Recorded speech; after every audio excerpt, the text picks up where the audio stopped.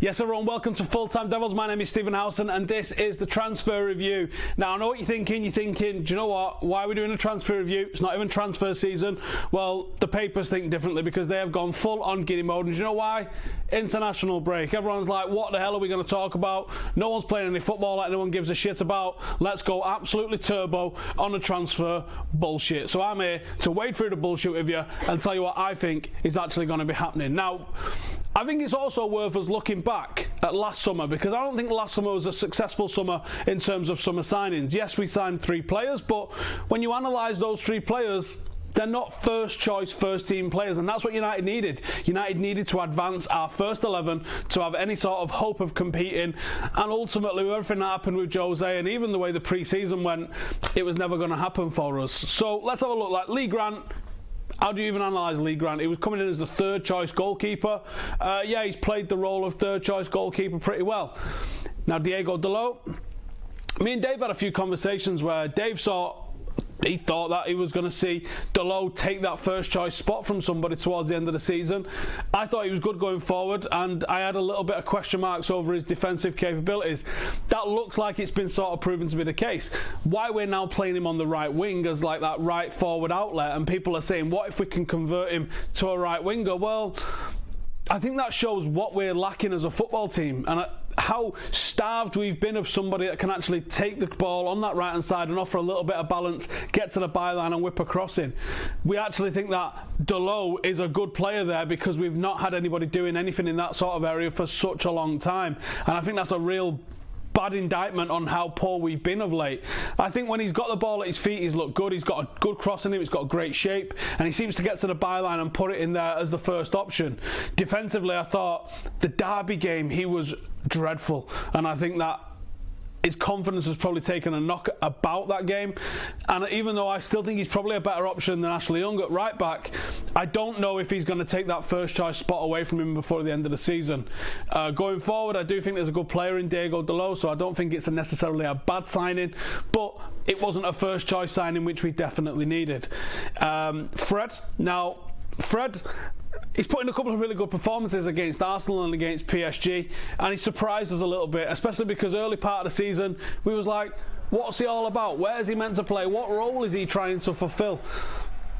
And I think it's been a little bit of a disappointment considering the money that we saw coming in for him. I think a lot of it is down to an adjustment period, and I guess we're going to have to wait and see what a full pre-season and going into the next season when people have a bit of an idea of what he's all about. But I'll have to say a little bit on the disappointing side so far this season from Fred, and really from Dalot as well.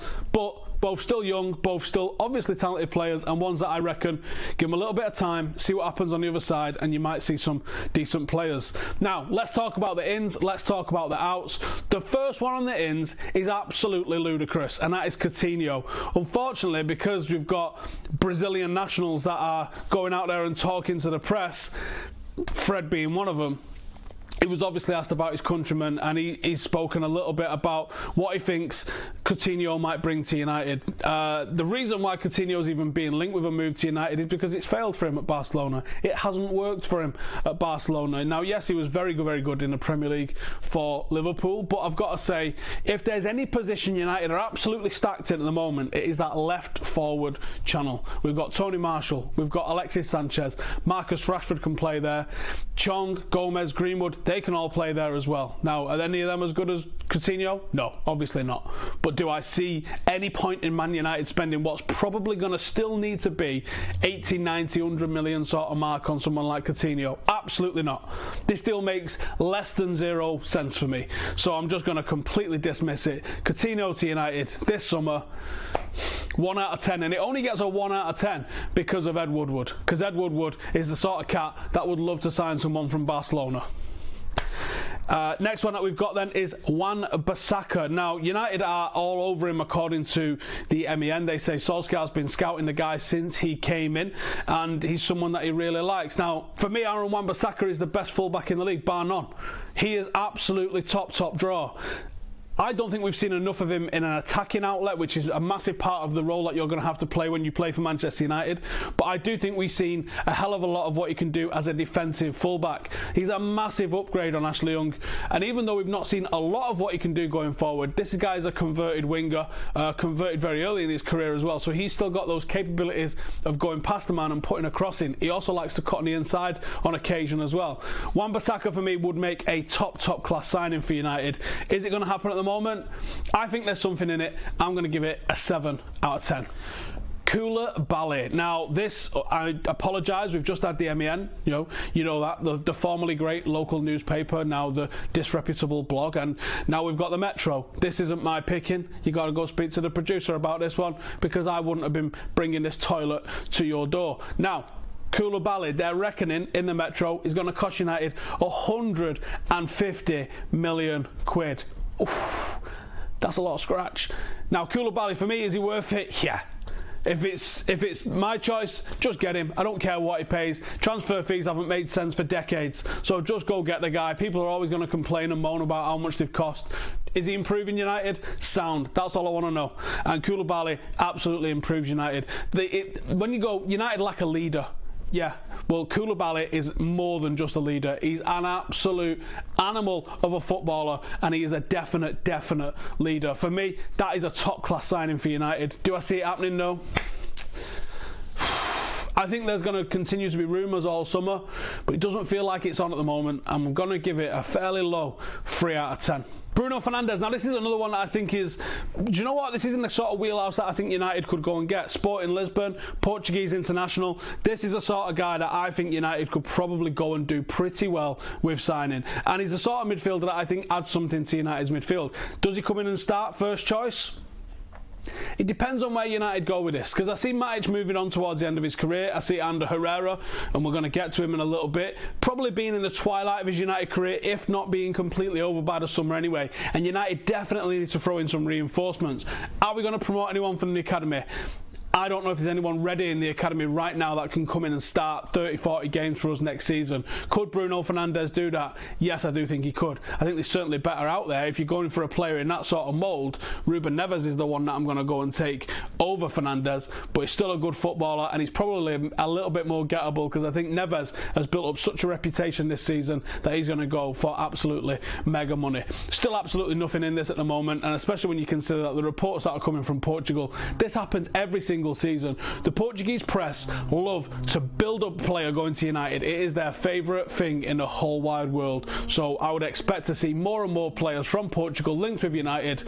So I'm giving this a 2 out of 10. Daily Star have gone absolutely balls deep with transfer div bingo and gone with 2 enormous names, and that is Antoine Griezmann and Gareth Bale. And they're saying if United don't get a director of football, then they're going to go for Gareth Bale or Antoine Griezmann. And the reason for that is because Ed Woodward will assume the role himself. Now, unfortunately, precedent shows us that Ed Woodward wants a cherry on the top signing. Now, we didn't get one in the summer.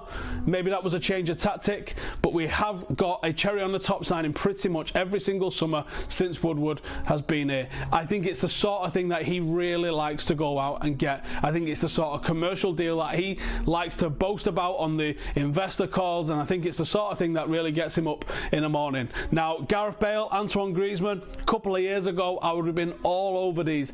I've still got a thing in my head for Bale, because I think Bale is the right sort of age where he's not going to stop the progress of, say, a Greenwood or even a Tahith Chong, and I think he's someone that could come in for 20-25 games and really add something to United's attack. The pace, imagine him, Rashford and Marshall as a forward 3 next season. That's very tasty. Ultimately, I see Gareth Bale ending up a United shirt, and he's like the Ronaldo rumours, they're not going to go away until the guy retires. So let's get him over here and get him in the mixer, and if we can, maybe swap Sanchez for him as well. Give us that little bit of balance. Someone who can play on the right, he can play on the left, as we know, but I'd like to see him played off that right hand side and see what we could really see. And there's another player, before I get into this one though, let's give this one a rating. Antoine Griezmann and Gareth Bale to United. forget about it. 2 out of 10 is very, very unlikely to happen. I do think we are going to get a director of football appointed this season. I think they probably appoint Ole and the director of football around the same time. Hopefully that's how it goes down. But another guy that can play on the right hand side, Jadon Sancho. I've been absolutely all about this kid since I've seen him play for City's under 18s against United, and he was the one that made you hold your breath when he got the ball. You go. Now, he played on the left a lot as he was coming through for City. Since he switched to Dortmund, he's played predominantly on the right-hand side, where he gets to the byline, he gets a crossing, he cuts on the inside, he's nutmegging people left, right and centre. He's picking up plaudits now, getting games for England. He's definitely close friends with a lot of the Manchester United players, including Rashford, including Jesse Lingard, and he's very close with Angel Gomez as well. Is this a deal that I can see happening? Yeah, it absolutely is. Now, 442 are talking it up here, and they're saying that Paris Saint-Germain are now in the mix as well. This is bullshit bingo, lads. Paris Saint-Germain getting thrown in. It's like when United are going up against City. It's the same names all the time. And Barcelona and Real Madrid are in the mix as well, aren't they? How imaginative. Now, the Dortmund president has been out there talking today, saying that there's not going to be any discussion about Sancho. We're planning for him next season, and I'm not even thinking about what his price can be. Everyone's talking about a price. I've seen 70 million listed. I've seen 100 million listed. And do you know what? He's probably worth it in today's market, which is absolutely batshit crazy. He's probably worth it. When you consider Hudson-Odoi's being talked up for 40 or 50, is it so hard to conceive that Jadon Sancho's probably going for about double, considering what he's actually achieved in men's first team football and what he's done in the Champions League? I think he's probably worth it if that's the sort of thing that you're gauging a player's worth on. Jadon Sancho's an absolutely top draw player, but if it's 100 million, when we have got the likes of Mason Greenwood in the academy now, when you put their numbers of what they achieved up at academy level, which I understand isn't the best barometer of what a player's going to do when he breaks into the first team, but when you see how much Mason has completely dwarfed what Sancho has done in the academy, and then you look at how good and how effective Sancho has been since he stepped up into the first team, it just makes me want to go, please play this kid, let's find out what he's all about. He's an absolute top draw player. Do I think he's coming to United this summer for 100 million? No. I'm going to give it a 2 out of 10. I think it's very unlikely. How much I'd love to see it happen doesn't bear any fruit in that. I think it's just pretty unlikely to go down the way people think it is going to go down. Let's talk about the outs. Let's have a look then. First up, Ander Herrera. Paris Saint-Germain, loads of talk that he's agreed a contract with him, or they're talking about him. He's close to agreeing this. Then Andy Mitten comes out and says there's more chance of scoring a winner in injury time in Paris than of Ander Herrera going to Paris. Now, I don't know if that's Andy trying to be clever, because we actually did score an injury time winner and go on and beat Paris. So is he saying that it is happening? Or is he saying that there's no chance of it happening? Can't quite work that one out. But I do think that Ander Herrera going would be a massive mistake. The amount of character that has left the dressing room recently from United, there's very few of them left around. And Ander Herrera, for me, would be one of those in contention to get the captain's armband on a permanent basis if he was sticking around. I hope he doesn't go. I hope he's kept around. The top little Spanish shithouse that he is the beating heart of this United team. We would massively miss Ander Herrera if we didn't have him in the team. And I can see why Paris Saint-Germain want him. I just hope that he signs a new deal and he doesn't end up going there, because that is not how you improve a football team. Can I see it happening though? Yes, I can, actually. I'm going to give it a 4 out of 10. I think it's not there yet, but I think there's probably something in it. There's no smoke without fire, as they say.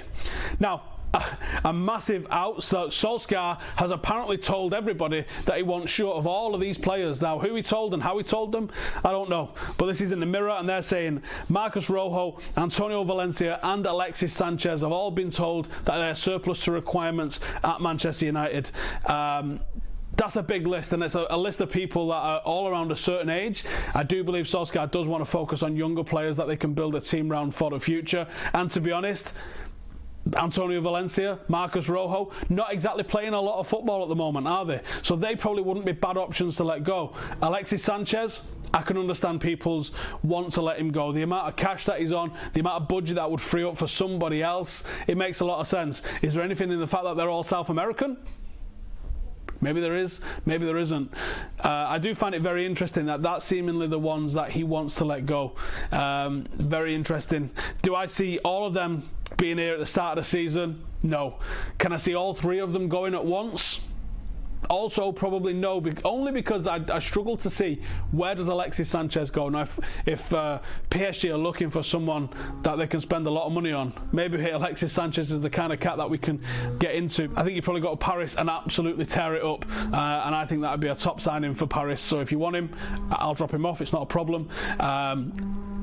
I don't know how to rate this one. Do I rate this as all three of them still being here, or do I rate it as all three of them going? I think the chances of all three of them being here is absolutely zero. I think there's at least Antonio Valencia going, and I definitely wouldn't be shocked about Rojo going as well. It's just, can you get rid of Sanchez? So I'm going to say 10 out of 10, someone's going.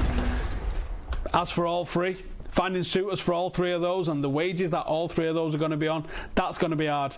But I do think there's a very good chance that we could be seeing it. Let us know in the comments, who do you think is going to be coming in the summer? Is any rumours that starting to catch your eyes? Any that you think that might have something in it? Is any of those that on the outs that you think are probably going to happen as well? Let me know in the comments. Thank you guys for watching. Make sure to subscribe, and I will see you in the next one. Laters.